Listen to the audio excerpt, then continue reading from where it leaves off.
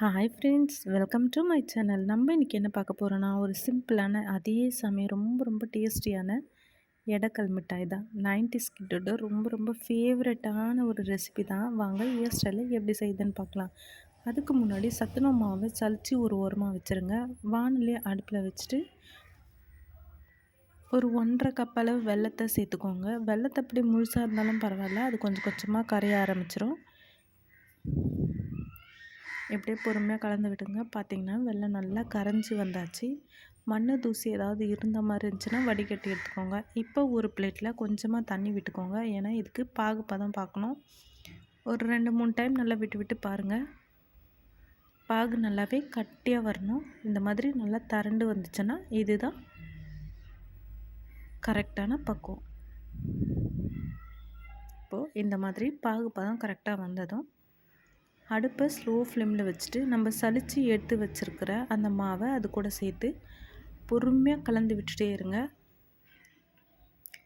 கெட்டியாகிற மாதிரி இருக்கும், இருந்தாலும் அப்படியே பொறுமையாக கலந்திங்கன்னா மாவெல்லாம் நல்லாவே ஒன்று நல்லா திரண்டு வந்துடும்.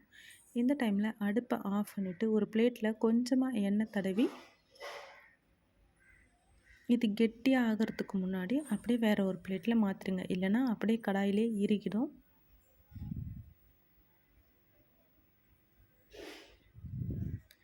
இந்த மாதிரி ஆறத்துக்கு முன்னாடி வேறு ஒரு பிளேட்டில் மாற்றிக்கோங்க.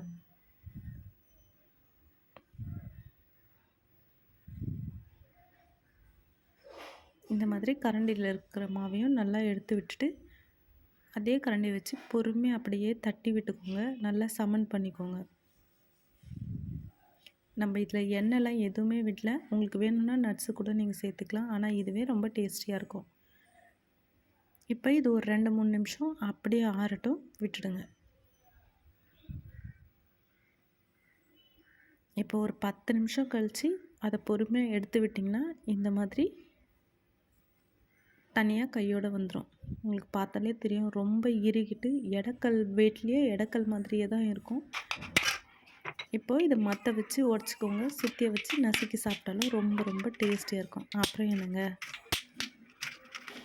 டேஸ்டியான எடக்கல் மிட்டாய் ரெடி. ட்ரை பண்ணிவிட்டு கமெண்ட்டில் எப்படி இருக்குன்னு சொல்லுங்கள். சேனல் பிடிச்சிருந்தால் லைக் பண்ணுங்கள், ஷேர் பண்ணுங்கள், கமெண்ட் பண்ணுங்கள்.